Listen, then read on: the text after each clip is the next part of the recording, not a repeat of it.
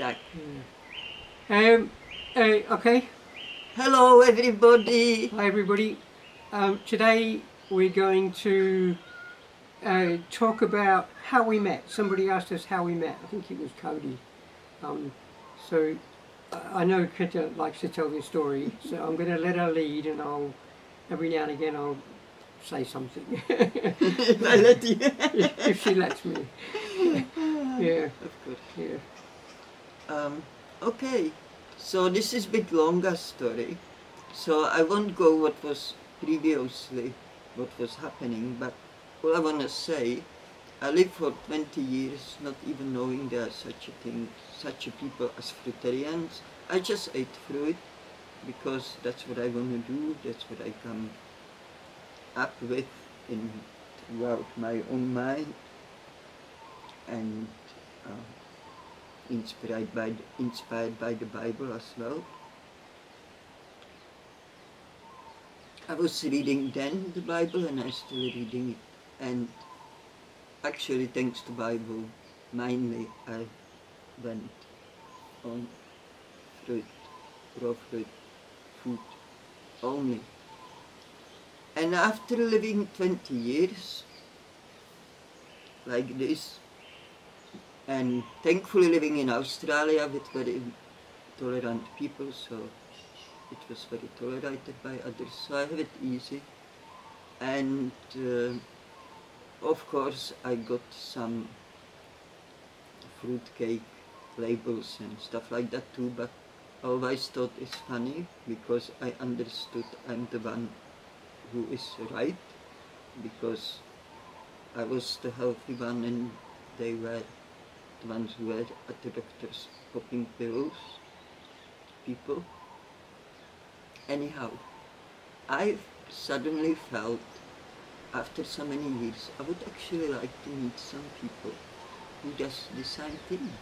It would be great to meet those full of beans, happy people, you know, who don't experience any uncomfortable feelings within their bodies or even mind, because it's all joined together. So I tried to do it, which I skipped one way, which didn't work out. I will tell you that story some other day. And that didn't work out. So I said, maybe if I get on a computer, I may find somebody on a computer, because you approach whole world. So I went to computer courses.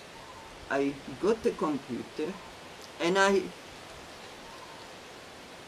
first thing when after computer courses, I felt I'm ready to use it. I searched for fruitarians in Australia, and first link I could see was Mango's website. Yeah. I click on it, and because Mango was previously 4 years in Australia and he was writing stories, putting on his website, that's why he came like he is in Australia. And because I'm till today not very computer savvy, I didn't even realize he's not in Australia. You know, I believed that then when I found him, he's in Australia. Anyway, I opened his page, I started reading his articles, and I read about 3 articles from Australia. One was with the white cockatoo. Yeah. And the Mango's writings so touched my soul that I said, my God, this is my man. This is man for me. Even I wasn't looking for man. I just gave up on that. I said, that's impossible in this world. Because I could not be with somebody who doesn't eat fruit. By the way, everybody, just to give you a perspective on things, it was around 2004 she did the course, and 2004 when she found me on the internet. Yes, yes. Yeah, continue. Yeah. And so because the feeling was so strong for me, I could see, I was not familiar with websites or anything, I could see contact me there. So I clicked the button and I wrote the letter to Mango, I said. And funny enough, I don't know why I thought he lived in Lismore. I said, how is the life in Lismore? Blah, blah, blah, short note. Mango didn't answer. I said, are you ignoring me? He said, no, I'm just busy. Yeah. He said, I'm not in Lismore, I'm in Spain. Yeah. I said, oh no, I want some Aussie Fidelitarian, because I want to just meet, I want to connect, I want to just, you know, be part of. And with some people on the same wavelength, you know. And so, anyway, since that letter, we wrote every day email, nice long emails for over 2 years. And Mango was throwing big obstacles constantly in my way to fetch him as my soulmate. So he would say things like, you know, I would never come to Australia again. And I said, why? He said, why? Well, yeah. Quentin said that I was here for 4 years previously, but it was actually only 3 years. I was on a 4-year visa. I'd been granted a 4-year visa. And I absolutely loved the place. Actually, I wasn't living that far from where we are now, probably about another, as the crow flies, only about maybe 70 kilometres away. And I really, I fell in love with the place. I just felt like I'm at home. I really felt like this is where I wanted to be. But because of all the stupid visa restrictions and regulations and that, and I didn't have the courage to kind of just say, no, I'm just going to stay here, screw you, and you've got no moral right to be telling me what I can and can't do and where I can and can't live. I ended up leaving Australia, and I thought, if I came back and it was a temporary thing, or if I came back under the illusion or under the guise that perhaps I could live here and it didn't work out, I would be heartbroken, because I really loved Australia and I loved especially this area that we're living in. I just thought it was such a great place to be. So yeah, I didn't want to come back. I didn't feel like, I felt like it wouldn't work and that I would just be heartbroken and it would just be a waste of time for me, because I had my own plans. I was living in Spain.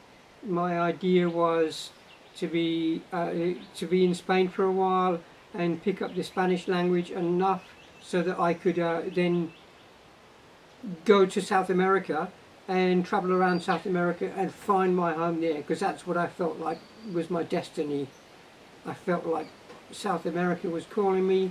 I wasn't sure exactly where, but I was using Spain as a stepping stone to get the basics of Spanish under my hat and then take off to South America. So that's what I was planning on to do, doing, and had to throw a spanner in the works. Yeah, but you also threw a spanner in my works, because my plan, I had also planned when I already had a driving license from years back, but that wasn't valid anymore in Australia, so I made a plan. I did renew my driving license. You didn't do that till I got there. Then Mango, please, teď nebudeme o tom debatovat. I made my driving license, and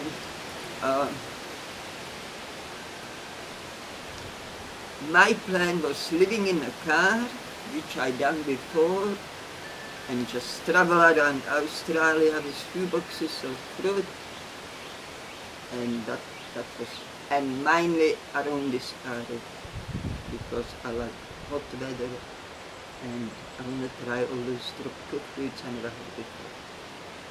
So I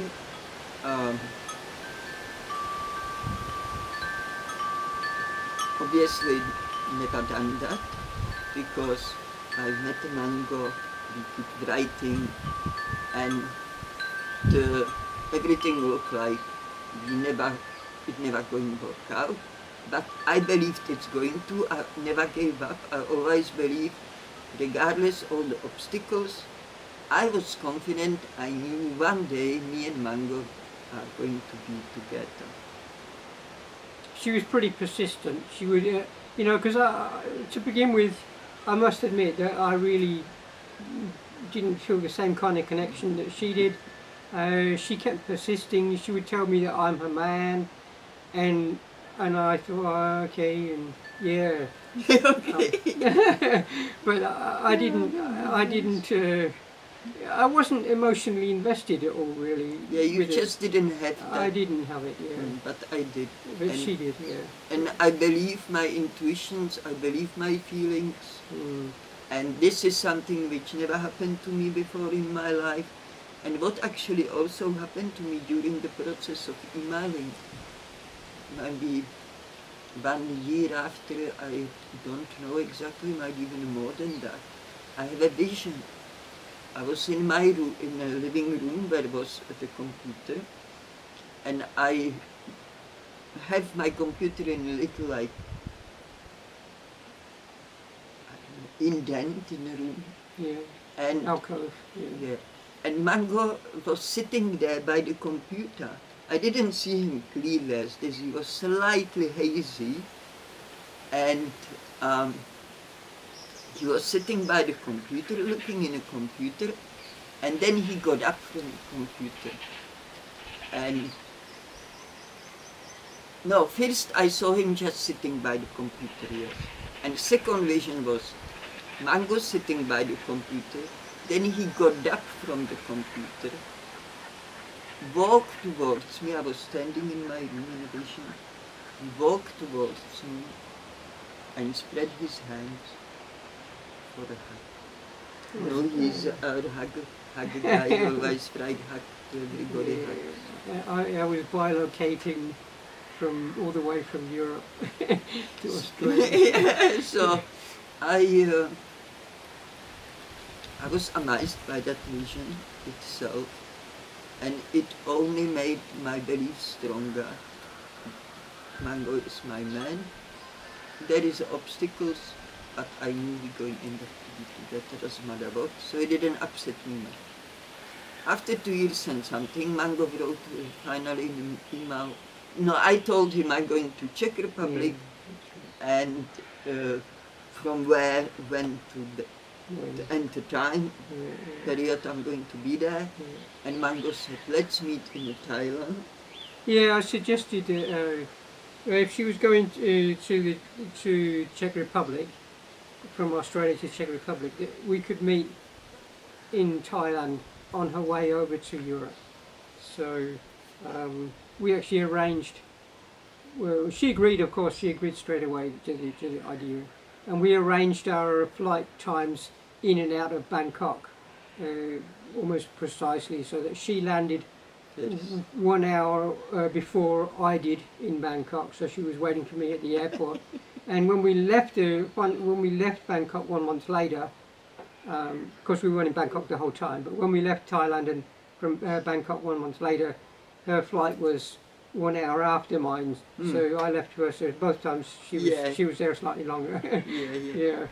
So But anyway, you want to, because she suggested at the end of our stay in Bangkok, sorry, I should say Thailand, because we travelled many different places. But at the end of our stay in Thailand, she suggested that I might come back with her to the Czech Republic. And you know, I was free. I wasn't doing much with my life. I was kind of working as a gardener in Spain, and which was very flexible. I could move, stay away as long as I wanted to. So I agreed, and she went on ahead to Czech Republic. I went back to Spain, and maybe a month later, I joined her. She says no. 1 week. 1 week. She thinks it was a week, but I think it was more than that. But it doesn't really matter. I met up with her in the Czech Republic. She came to pick me up from the airport, and we spent 2 or 3 months in the Czech Republic together. Yeah, so we travelled around. We got a car, and she showed me some of the countryside and some of her relatives. Introduced me to her and her friends. Yes, that was nice. Yeah, and then finally, at the end of the stay there, she said, "Would I come back with her to Australia?" And yeah.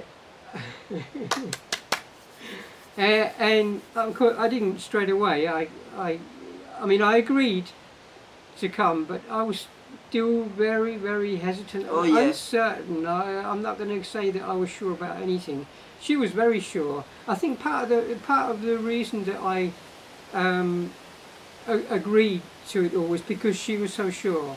I felt like, well, you know, I believe in signs. I believe in miracles and coincidences that aren't coincidences, and things that happen for a reason, and she was very persistent that she was the woman for me, and even though I didn't have the same feelings, I felt like, well, she seems to be intuitive, and she knows, I believed that she or I wanted to trust that she knew what she was talking about.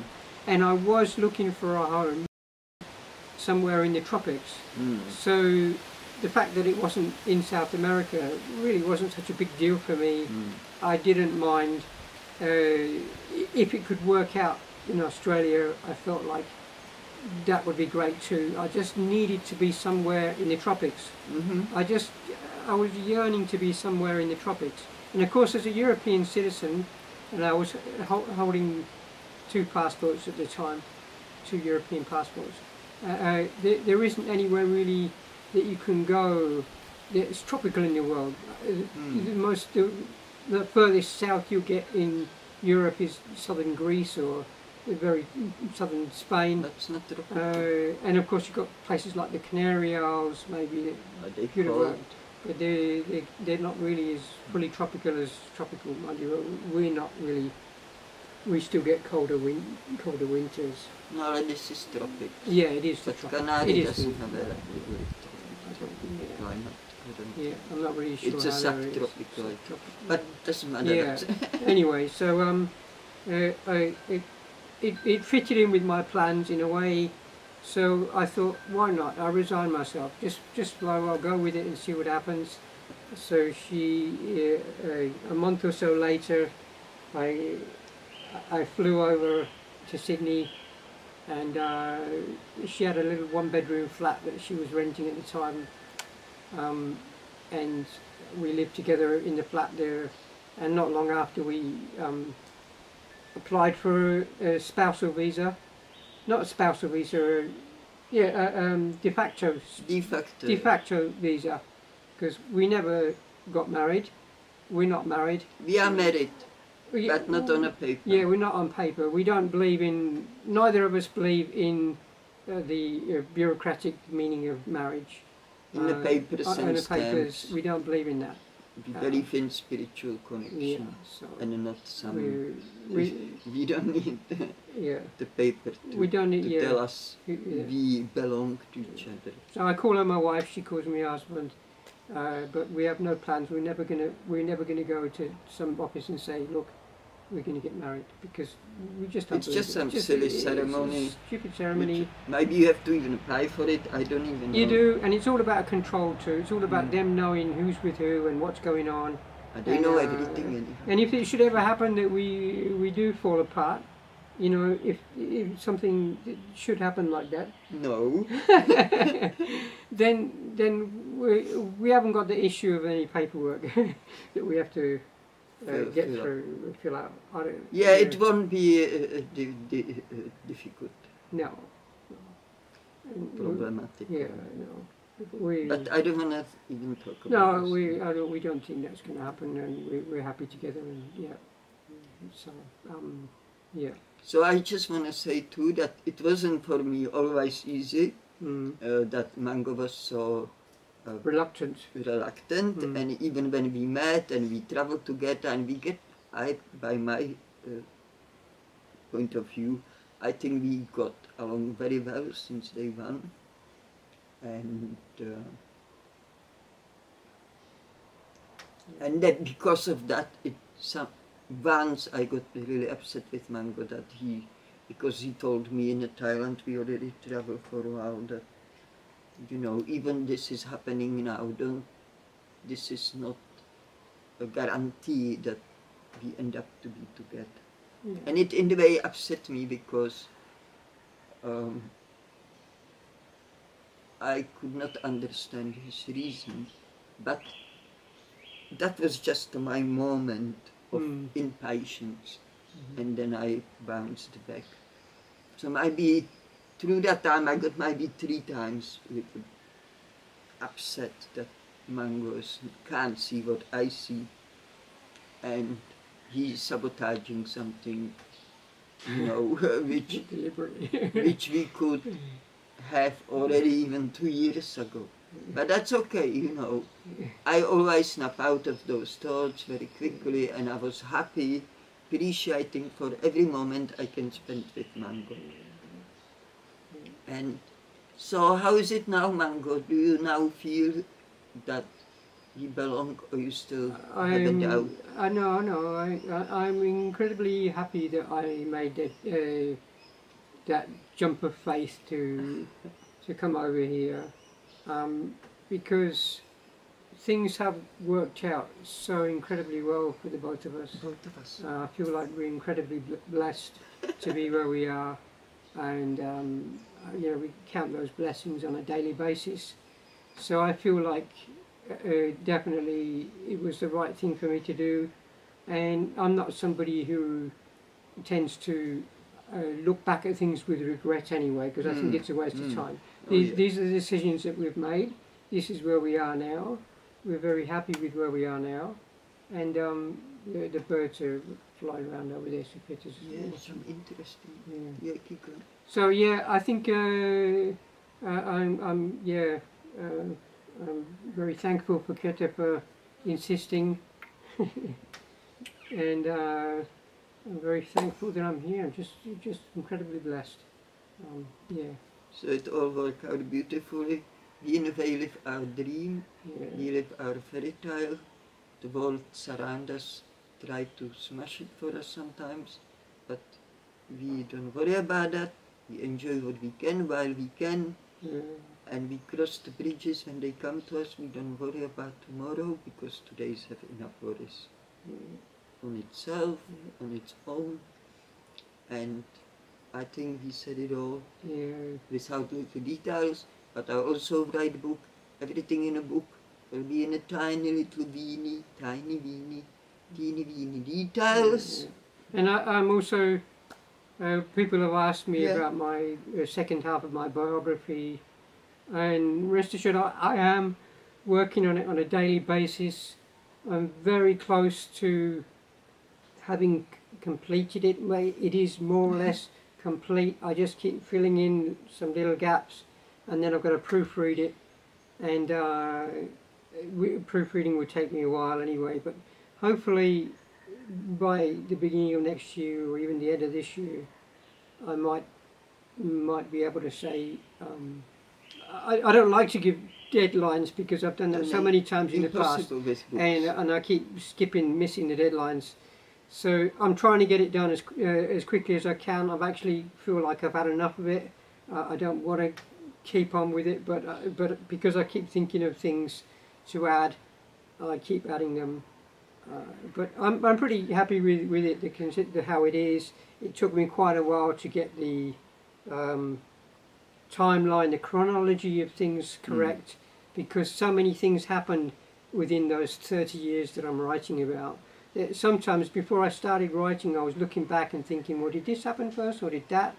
Which order did things go in, and how was that? And there were things that I was really uncertain about how they could have happened, and they didn't seem to pitch in, but I know they happened.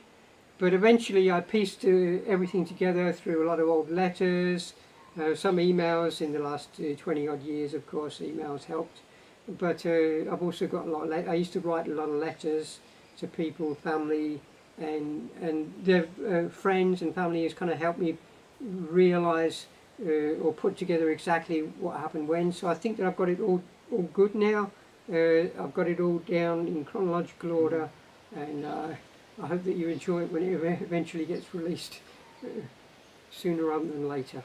Yeah, so it's exciting moment for Mango. He's finishing his book, but it's difficult to predict the ending because, you know, I write too, so I can relate to Mango, and in this way, because, okay, I think I have most of it written, so I'm starting reading it again, proofreading it again, and what happens?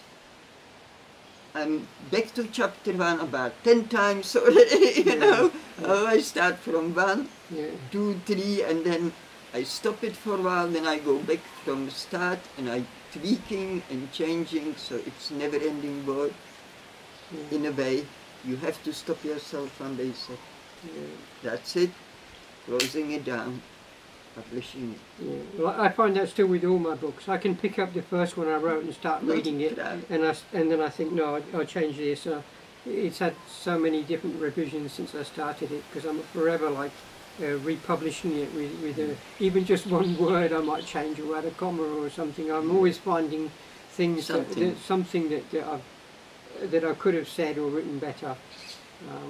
So anyway, I think that's just about who we are really, and we want things to be right. We want things to be very clear. Especially when I'm writing something, I don't want there to be any ambiguity. I want things to be really clear so that people don't say, well, what do you mean by that?